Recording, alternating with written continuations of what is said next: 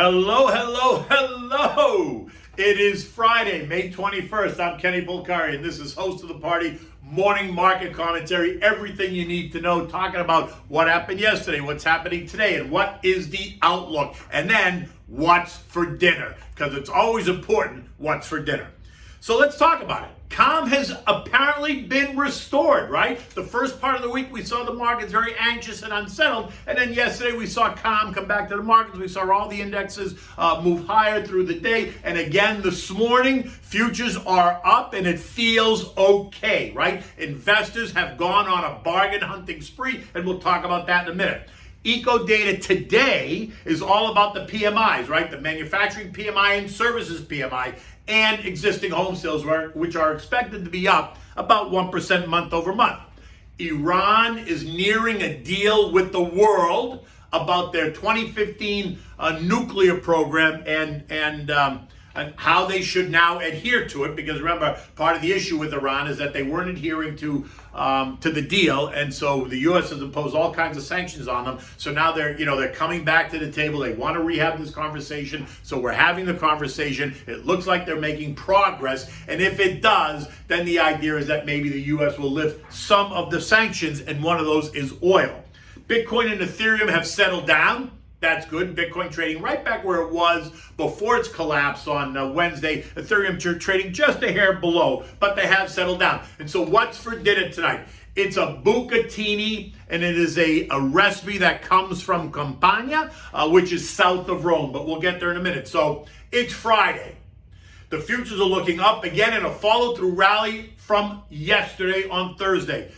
Certainly after the drubbing, like I said, that the markets took on Monday, Tuesday, and Wednesday. The rally yesterday, if you read the newspaper today, they're crediting yesterday's rally to the drop in initial jobless claims yesterday. I think that's baloney. Look, we got some eco data yesterday, right? Initial jobless claims did drop. They dropped by 6,000 from what was expected to be 444,000 or 438,000. Yet, that's a positive, okay. Yet, continuing claims jumped from 3.6 million to 3.73 million. That's a negative. You also had the Philly Fed, which was 24. That's a positive number, but well below what the expectation was. So you could say that that's a negative, although they're going to turn around and say, no, it's still a positive because the number's positive, which is true. Yet if you look at it from the top line, the initial suggestion is, well, it was weaker than it was. So maybe that is portending, weakness ahead. Either way, it is what it is. I am not crediting the rally yesterday to the macro data, to the macro eco data that we saw. I think it's ridiculous. I think really the rally yesterday was much more about the markets calming down and investors going on a bargain hunting spree because as of late, there have been lots of opportunities and bargains created, right?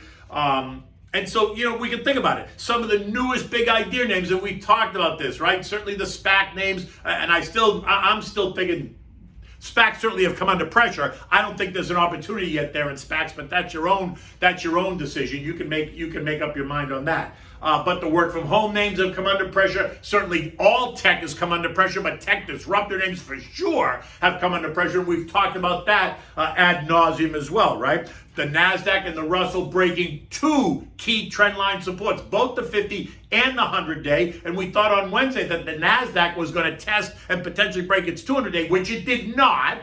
But the NASDAQ and the Russell certainly have been under pressure, and they've broken those key support levels. So that is indicative of certainly some of the internal damage. Now, the Dow and the S&P have only recently pierced and tested and rallied back their 50-day moving averages. So they're performing and holding up better. And that does make some sense because there's more value names and certainly in the Dow stocks than the S&P because it's an SP 500. There are 500 names in there. And while there is tech in there, there are certainly a whole host of other sectors and names in there which are helping the S&P hold up well. And so those two indexes have also broken their 50 days, but they've rallied back. And so that just suggests, and it talks about some of not only the rotation, but some of the recent damage that's been done, and that's creating opportunity. And the recent weakness in cryptos which culminated in that dramatic swoon on Wednesday for a variety of reasons.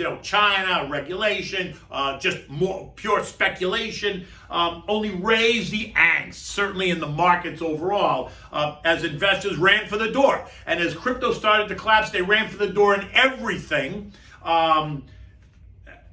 Which is interesting because clearly some people were running for the door and other people were backing up the truck saying send it in. Now they weren't standing there getting run over. They were bidding way lower, waiting to see how anxious the sellers were. And the sellers got very anxious. I mean, we saw what happened to Bitcoin. It dropped $9,000 in about a minute and a half. Right? As sellers ran for the door, everyone's scrambling. The sellers running for the door, but the buyers sitting there and finding support at $30,000, which we've seen it. Now we've seen it rally right back to $40,000. So, the poor bastard that sold it at $30,000 when 2 minutes later it's trading back at $40,000, is kicking himself in the behind. One way or the other. And we're not even talking about the virus and the vaccinations anymore because honestly, that's really old news, right? Everyone gets it. We see what's happening. We see that the vaccinations are working. We see that people are getting vaccinated. Maybe it's at a slower pace, but people are getting there and the world is feeling more comfortable, right? And so, like I said, the rally yesterday, I think, was much more about bargain hunting, right? Much more about investors after they've considered and they listened and they digested the commentary from the Fed and from analysts around the street that are now opining on, okay, what does the Fed really mean? And what's that mean for policy? What's that mean for interest rates? And what's that mean for inflation? And yes, the Fed continues to see inflation, but they continue to define it as transitory. And we're seeing 10-year yields went from 166 yesterday. This morning they're trading at 162. So that suggests calm in the market. We see the VIX has dropped 7%. I mean, it spiked 20%. It's down 7% yesterday. It's down again this morning, suggesting further calmness in the market. And all this is a result of what investors are now thinking is going to be the pace of inflation, or at least the pace of any change in monetary policy. And now we don't expect it's going to change dramatically, at least this year. It's certainly, the Fed has opened the door and they've started with the warnings which they said they're going to give, but they've started with the warning that they are thinking about, maybe hinting at thinking about discussing a tapering or when the tapering might start. Now that, that may have been something that got markets all riled up. It seems to be something that now investors are starting to sit back and say, okay, maybe it is time to start thinking about hinting at talking about a taper. And so we'll see what happens. I mean, it's all going to be good until it isn't, I guess, right? We'll see what happens when it actually happens. Even so, yesterday we saw tech lead, we saw communications lead, we saw certainly within the tech sector, there were sectors that were way outperforming. And the ARK ETF, which represents that whole disruptor trade, right? All the new sexy names that all performed so well in 2020 and have gotten kind of smashed in 2021 now found some support. So we saw that ETF up 3.5%, meaning that other individual names within the ETF performed even better. And so that's offering some stability and some excitement again to the markets and opportunity and where the opportunity is going to be. And Bitcoin, yes, like we said, that has rallied right back to 40,000. It went to 40,000 on Wednesday night after it collapsed to 30,000 in the morning. It rallied right back to 40,000 and ended the day there. And yesterday it really traded very tightly around 40,000, which was interesting. We didn't see, a major diversion either way. And this morning, it's like, once again, holding and trading right around 40,000 as more and more people are talking about it. They're recognizing the fact, analysts are all over TV, recognizing the fact that, yes, it's a volatile asset. And if you're in it, you got to be in it with a tough stomach. If you don't have a tough stomach, you shouldn't be in it. If you're going to run for the door the minute the thing starts to, have some volatility, it's probably not the right place for you. So you should just be thinking about that, right? And then you have Elon Musk continuing to push doggy coin, and yesterday was just another example in the pre-market as the market was trying to figure out which way it's going to be. He sends out another cryptic message on the Twitter sphere saying, how much is that doggy in the window? Which doesn't mean anything. It's the name of the song, by the way. But it doesn't really mean anything. But yet Does it mean something? Is it a cryptic way for him to send another message one way or the other? Doggy Coin ran 10 cents in the pre-market. Now, 10 cents you say is nothing, but 10 cents is a 25% move when it's a 40 cent. I don't even want to call it an asset because I refuse to call Doggy Coin an asset. But when it's trading at 40 cents or 39 cents, a 10 cent move represents a 25% move. And so therefore, his comments do affect the psyche of, some, I don't even want to call them investors because I don't think people that are buying Doggy Coin are investors. I don't know. There's a disconnect for me there, right? So call them what you want, but one way or the other, that is what it is. This morning, U.S. futures are up again, right? They're not dramatic, but they are up. The Dow now is up 100 points. S&Ps are up about 18. The Nasdaq's up 50. The Russell's up 15. The 10-year, like I said, is trading at 1.62%. The VIX is down 8 cents. Right, holding at 2059, but it is down, it's moving lower. And I already told you, Bitcoin's trading at 40, Ethereum's trading at 2,700. Gold is holding at 1880, and the dollar index is once again below 90, trading at 89.71. Like I said, the eco data today is all about the PMIs. U.S. market manufacturing PMI expected to be 60.4, 60.2. And the market services PMI, which is honestly the more important number, just because the U.S. economy is a 75% services economy, that PMI number is expected to be 64.4. Both of these are strong numbers. Remember, the neutral line is 50. So anything north of 50 represents expansion, and anything really north of 50 represents a strong expansion. And numbers in the 60 represent strong expansion. Existing home sales expected to be up about 1% month over month. European markets are all higher as well. Except for the UK, that's been under a little bit of pressure, but that's just more churn because the UK has actually performed fairly well. May flash PMIs for the Eurozone and for the UK are due out this morning. UK retail sales jumped by 9.2% in April. That was double the projected rate, suggesting that now that the UK has reopened for business, consumers are going to go hog wild, right? They're going to go out there, start buying it, everything they can, which is what that number suggests. Christine Lagarde, the ECB president, she's due to come out and start making a speech any moment now. I think she's due at about 10 o'clock this morning after a meeting with European finance ministers. Don't expect any change in terms of monetary policy, but do expect her to comment on what European finance ministers are seeing and feeling. And listen, she is president of the ECB, so people do listen to what she has to say. So just be aware that she will be talking at about 10 o'clock our time. And BioNTech, which is that German biotech company that partnered up with Pfizer to create one of the vaccines we have, came out this morning and said that their vaccine should be equally effective against this new variant strain that they're seeing in India, the same way it was equally effective against the strain we saw in South Africa. So that's causing some excitement in the space. Oil is up 42 cents. Now, oil's trading at 62.40, right? That's taken a $4 hit this week. I think it's overdone. But once again, you can't, when the markets were hysterical on Monday, Tuesday, and Wednesday, a lot of things got overdone, right? Sellers came out, buyers stepped back, allowing prices to kind of collapse a little bit. They did the same thing in oil. But part of the other oil conversation was that Iran conversation. And if they come to a nuclear deal with the rest of the world, and then the U.S. starts to lift sanctions on Iran, one of those sanctions is going to be about their oil production.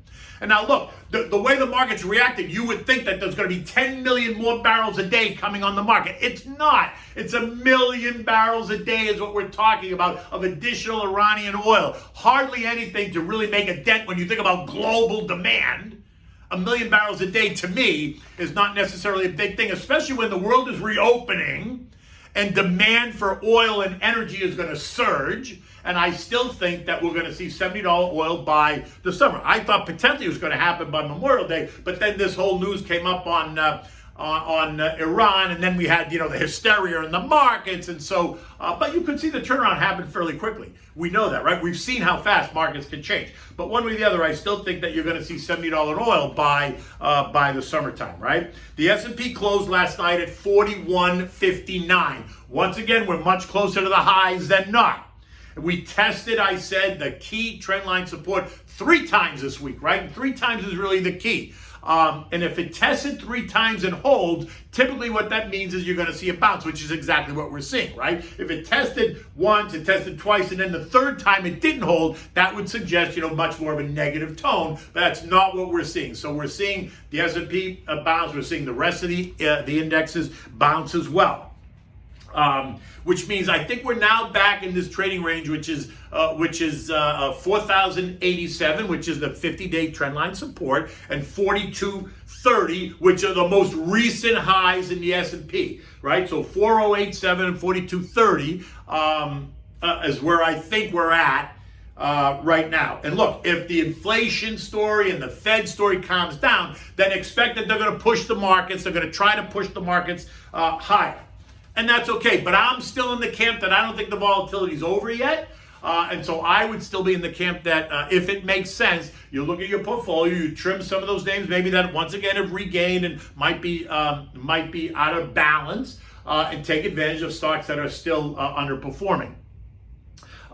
Because I still think there's volatility ahead. I do think at the end of the year we're going to be higher. I think the broader market will be higher by the year end. But I do think over the next couple of months you're going to have an opportunity to tweak and to jump in on some names maybe that you feel like you've missed out on. And if you're going to play in the crypto space, and I do think, listen, I am now a participant in the crypto space. At first, 3 or 4 years ago, I was poo-pooing the whole idea. I've since come around. I've changed my mindset. I've done a lot of homework on it. I understand. I do think that I think that blockchain really is going to be the technology to change the future. And so therefore, you have to have some exposure to it. But once again, the exposure should be no more than 3 to 5% of anyone's portfolio. But again, depending on where you are in the life cycle and the risk scale, is going to dictate your own comfort level with crypto. But look, we just saw how volatile crypto can be. So if you can't handle that volatility, you shouldn't be in it. Or you should be in it with such a small percentage that it's not gonna wipe you out if something happens to crypto. So just keep that in the back of your mind, right? Remember, investing is investing. It's not Vegas, right? You should not be gambling with your investment long-term money.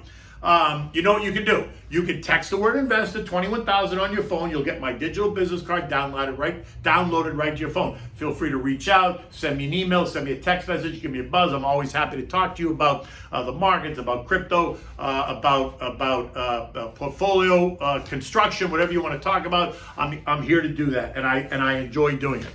Okay, so let's talk about what's for dinner. This is a really great dish, but it hails from the region of Italy called Campania, which is south of Rome. The capital of Campania is Naples. And it includes, down around Naples, there's Pompeii, there's Herculaneum, right? They're really, really famous sites in and around Campania and Naples, right? The Romans called this the fertile countryside, right? Campania Felice. And it's one of the most important regions in Italy because of what they produced on all kinds of vegetables, tomatoes, eggplants, beans, peppers, cherries, figs, apricots, walnuts, lemons, right? All grown in this very fertile countryside, which really contributes to a lot of the country dishes. Country dishes and the comfort food, right? Because it's all about the comfort food. Because in northern Italy, you got the influence from France, you got the influence from the other countries, and so the cuisine tends to be different. When you go to Naples, you feel like you're going to your grandmother's house, right? It's just comfort food.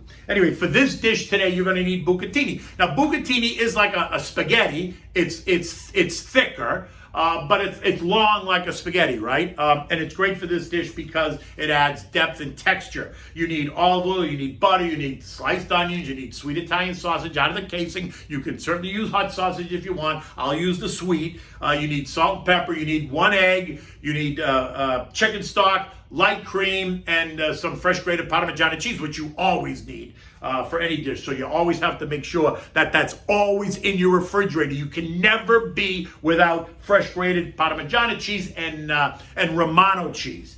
Okay, so the first thing you want to do is, you want to bring a pot of salted water to a rolling boil. Once it boils, turn it down to simmer, put the top on it, just so it's ready when you want to cook the pasta. In a separate bowl, you're going to crack the egg and you're going to beat it. You're going to add just a splash of light cream, set it aside. In another bowl, you're going to take a stick of butter, put it in the microwave and melt it. Set it aside. Just this way, it's all ready for you when you need it. In a big saute pan, you want to go around the pan 2 or 3 times with the olive oil, heat it up, turn the olive oil, turn the heat up high so the pan gets nice and hot. Toss in the chopped onion, white onion, saute it around. You know the drill. 5 minutes, 8 minutes. You want the onions to get soft and translucent. When you think you're ready, however long it's been, 8 minutes, you're going to toss in the sausage meat, right? And you're going to brown that up. So mix it, brown it up, let it mix with the onions and the olive oil and get it nice and brown. Once you've gotten that, once it's all brown, you're going to add a half a cup of chicken stock, bring it to a boil, and then turn it down to simmer. You're going to season it with salt and pepper, taste it, season it, adjust it, and then just set it aside on simmer. Now you're ready to boil the pasta. So now you're going to turn the heat back up in the pasta water, bring it to a rolling boil. You're going to put in a pound of the bucatini. And now remember, the bucatini it's a spaghetti, but it's thick. So maybe you want to put in 3/4 of a pound. It depends again on how much sausage you've made. And so you can only be the judge of that. But I would use at least 3/4 of a pound of bucatini, if not the whole pound. Put it in the water, bring it to a boil, let it boil. You know the drill. 8 minutes. You want it to be al dente, but bucatini is a little bit thicker, so maybe it needs 9 minutes. But just test it. Just don't overcook it. When you're done, take a mug, a coffee mug, take a scoop of the pasta water out, then strain the pasta in a colander, toss the pasta back in the pot, add just a tiny bit of the pasta water back to the pot just to get it moist again. Don't make it soupy. Just enough to get the water, the pasta moist again. You want to make sure that it sucks up all that water before you take the next step. Once you see that there's no more water in the bottom of the pan and you've tossed it, now you're going to take that butter that you melted, you're going to put the butter over the pasta, you're going to toss it so that you coat the pasta with the butter. Now that you've done that, take your saute pan that's got the sausage and chicken stock and the onions, put it into the pot with the pasta. Again, you're gonna mix it all so that it all comes together. You want to do this relatively quickly because you want to still do this while the pasta is hot, because now you're gonna take that egg that's got the splash of cream, you're gonna toss that in. But you want the pasta still to be hot so that when you put the egg in and you toss it, that the hot pasta cooks the egg, right? Because you don't want it to be, you're not cooking it like it's a fried egg, but it'll cook the raw egg. You'll see. It creates like a coating, right? But toss it. Now, if you notice that it seems like it's getting dry, that the pasta has sucked up all the juice, you know what the trick is. Take the mug again, what's left in that pasta water, add it little by little. Don't just dump the whole thing, just add it little by little and toss it, just so you re-moisten the pasta. And now you're gonna take a handful of fresh grated Parmigiano cheese, toss it in the pot, mix it all, serve it in a warm bowl immediately, and everybody sit down. I have more cheese on the table for your guests, and serve this with your favorite wine. You know me. I'd prefer to drink a white wine with this, so I'm going to stick to my Pinot Grigio Santa Margherita. But because it's got sausage in it, you could drink it with a red wine. But you could drink it with a nice Chianti. You could drink it with a Pinot Noir. I wouldn't drink it with something really, really heavy, unlike you might with a piece of steak or a piece of veal. You want something that's if you want red, you want something that's a little bit lighter. So I would go with a Chianti or like a Pinot Noir. In either event, it's a great dish.